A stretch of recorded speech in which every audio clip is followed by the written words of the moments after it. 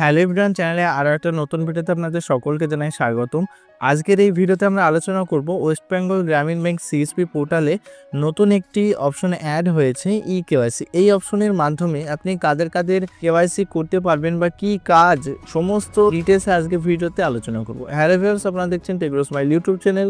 আমি আপনাদের সাথে রয়েছি ইসমাইল। তো চলুন আজকের ভিডিওটা শুরু করা যাক। তো ভিউয়ার্স, আমি আপনাদের বলেছিলাম যে গ্রামীণ ব্যাংকের সিএসপি পোর্টালে বেশ অনেকগুলো সার্ভিস অ্যাড হবে, কিন্তু দুঃখজনক বিষয় হচ্ছে এখনও পর্যন্ত সেই সমস্ত সার্ভিসগুলো অ্যাড হয়নি মানে এই নয় যে অ্যাড হবে না। তো আস্তে আস্তে গ্রামীণ ব্যাংক কাজ করছে এবং আস্তে আস্তে এদের যে অ্যাকশনগুলো সেগুলো একে একে অ্যাড করছে। যেমন এখানে এস সার্ভিসের মধ্যে রয়েছে কেওয়াইসি। তো কেওয়াইসি সার্ভিসটা নতুন এসেছে। তো এখানে কেওয়াইসির অপশনের মাধ্যমে আপনি কাদের কাদের কেওয়াইসি করতে পারবেন বা কাদের কেওয়াইসি করতে হবে ডিটেলসে আজকের ভিডিওতে আপনাদের জানিয়ে দেবো। তো কেওয়াইসি এই যে অপশনটি রয়েছে, এই অপশনের মাধ্যমে আপনি কাস্টমারদের এক্সিস্টিং কাস্টমারদের আপনি কেওয়াইসি করতে পারবেন। তো কেওয়াইসি কাদের করতে পারবেন? যে সমস্ত কাস্টমাররা 10 বছর পুরাতন কাস্টমার রয়েছে, অর্থাৎ হচ্ছে ধরেন কোনো সিএসপি থেকে সে 10 বছর আগে একটি অ্যাকাউন্ট খুলেছে, সম্ভবত 2014 কিংবা 15-তে জনধন যোজনা অ্যাকাউন্ট তো স্টার্ট হয়। তো জনধন যোজনার যে অ্যাকাউন্টগুলো স্টার্ট হওয়ার পর সেগুলো আজ হচ্ছে 2025, তো এখন 10 থেকে 11 বছর হয়ে গেল।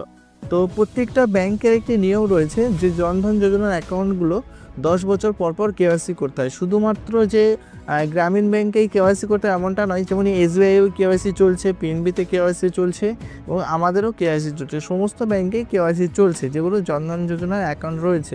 ধরেন কেউ 1 বছর আগে অ্যাকাউন্ট খুলেছে, সেই সমস্ত কাস্টমার আপনি কিন্তু কেওয়াইসি করতে পারবেন না। এখানে যদি আমার আধার নাম্বার দিয়ে আমি এখানে চেক করছি যে আমার কেওয়াইসি হয় কিনা, তো আপনারা অবশ্যই এখানে দেখতে পাবেন কি এরর আসছে। তো এখানে আমি আই এগ্রি দিয়ে সাবমিটে ক্লিক করলাম। পুট ইওর ফিঙ্গারে ক্লিক করার পরে এখানে লাইট জ্বলবে, তো লাইট জ্বলার পরেই ফিঙ্গারটা দিতে হবে। তো এখানে আমি ফিঙ্গারপ্রিন্টটা স্টার্ট করে নিচ্ছি সার্ভিসে গিয়ে। তো এখানে ফিঙ্গার এটা সিলেক্ট করলাম, সাবমিটে ক্লিক করলাম, put your finger to authentic. তো এখানে ফিঙ্গারে লাইট জ্বলবে। তো এখানে আপনাদের কাস্টমারের ফিঙ্গারপ্রিন্টটা নিয়ে নেবেন। তো নেওয়ার পর আপনারা একটু ওয়েট করবেন। তো ওয়েট করার পর দেখতে পাচ্ছেন আমার এখানে কি লেখা আসছে, customer is not eligible for KYC through VC portal, kindly visit your branch for KYC. এই লেখাটা কেন আসছে বা কাদের আপনি এখানে কেওয়াইসি করতে পারবেন, কাদের পারবেন না? যে সমস্ত কাস্টমারগুলো ব্রাঞ্চ থেকে অ্যাকাউন্ট খুলেছে, যে সমস্ত কাস্টমারের আধার কার্ডের লিঙ্ক করা নেই বা আধার সিডিং করা নেই, সেই সমস্ত কাস্টমারের কেওয়াইসি করতে পারবেন না। যে সমস্ত কাস্টমারের ধরেন জনধন যোজনার অ্যাকাউন্ট খোলা হয়েছে কিন্তু 10 বছর এখনও পুরাতন অ্যাকাউন্টটা হয়নি, সেই সমস্ত কাস্টমারও আপনি করতে পারবেন না। এবার আমি বলবো কাদের কাদের আপনি করতে পারবেন। যে সমস্ত কাস্টমার 2014 কিংবা 15 যে জনধন যোজনার আই থিঙ্ক স্টার্ট হয়েছিল, সেই মুমেন্টে যারা অ্যাকাউন্ট খুলেছিলেন এবং 10 বছর কমপ্লিট হয়ে গেছে, তো তারা এখানে কেওয়াইসিটা করতে পারবেন। কেওয়াইসি করতে গেলে অনেকেরই সমস্যা আসছে, এখানে হোয়াইট পেজ মানে এই সাদা লেখাটাই আসছে, এই অপশনটা আসছে না।